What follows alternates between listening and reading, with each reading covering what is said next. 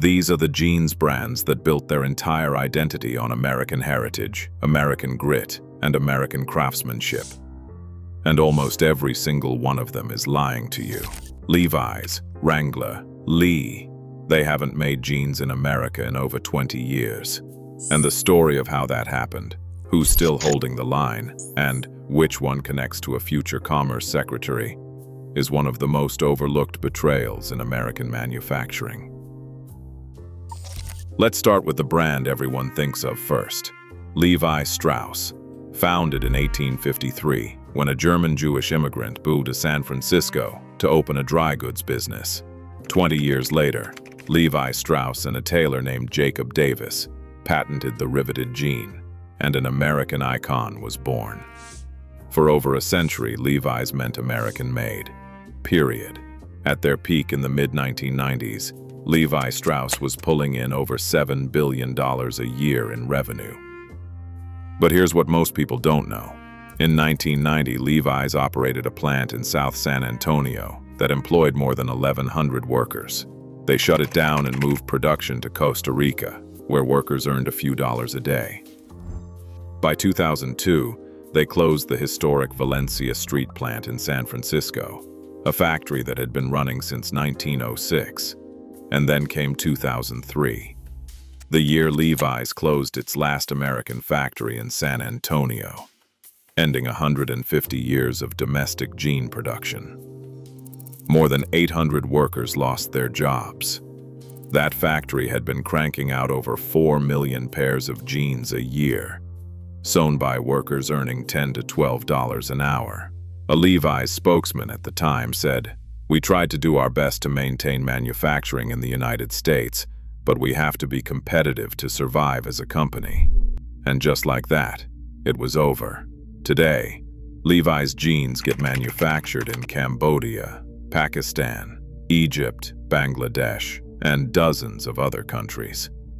The company works with over 500 supplier factories across more than 40 nations. China accounts for 20 to 30% of their production. Bangladesh takes another 20%. Vietnam and India fill in most of the rest. Wrangler's story follows the same playbook. Founded as Bluebell Overall Company in 1919 in Greensboro, North Carolina, they introduced the Wrangler brand name in 1947, a true American brand. But in 2005, Wrangler closed its last U.S. sewing plant. Today, both Wrangler and Lee are owned by Kontoor Brands, which was spun off from VF Corporation in 2019. Wrangler occasionally releases a limited edition rooted collection or heritage line that's technically made domestically, but if you walk into any department store or browse any major retailer, the Wrangler jeans you find almost certainly come from Mexico or Bangladesh. Many get labeled designed in USA or assembled in Mexico with US components, which doesn't meet the Federal Trade Commission's Made in USA standard. It's marketing language designed to make you feel patriotic while buying an imported product. Lee followed the exact same script. Founded in 1889 in Salina, Kansas, pioneered the zipper fly, and then quietly shipped every job overseas by the early 2000s. And then there's the final blow, Cone Mills. If you don't know that name, you should, because Cone Mills was the beating heart of American denim for over a century. Founded by Moses and Caesar Cone, sons of a Bavarian immigrant, the brothers built the White Oak Mill in Greensboro, North Carolina, in 1905. By 1908, they were the largest producers of denim on the planet. Moses Cone earned the title, the King of Denim. In 1915, Levi Strauss approached the Cone brothers to become the exclusive manufacturers of their shrink-to-fit denim for the legendary 501 jean. This agreement became known as the Golden Handshake, and it endured through 2 world wars. White Oak produced selvedge denim on Draper X3 looms that had been running since the 1940s. Those looms bounced on the hardwood floors, and the slight irregularities they created gave the denim its personality, its character. On December 31, 2017, the White Oak plant closed forever, the last selvedge denim mill in the United States, gone after 112 years. And here's the bitter irony. The company that owned Cone Mills at the time was International Textile Group, which had been acquired by Wilbur Ross. In 2016, Ross sold the company to follow his political ambitions. He became Secretary of Commerce under a president who campaigned on Make America Great Again. Almost exactly a year later, the plant that represented the literal fabric of American manufacturing shut its doors. Today, over 90% of jeans sold in America are imported. So who's left? Roundhouse. Founded in 1903 in Shawnee, Oklahoma, when Teddy Roosevelt was president and Oklahoma was still Indian Territory. At 122 years old, Roundhouse stands as the oldest manufacturer in the state and the largest maker of American-made jeans and overalls.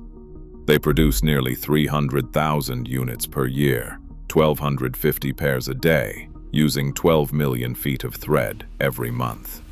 Vice President David Antosh, whose family has run the company for over 6 decades, puts it plainly: "Our number one goal is to make affordable, American-made jeans that the average American can buy."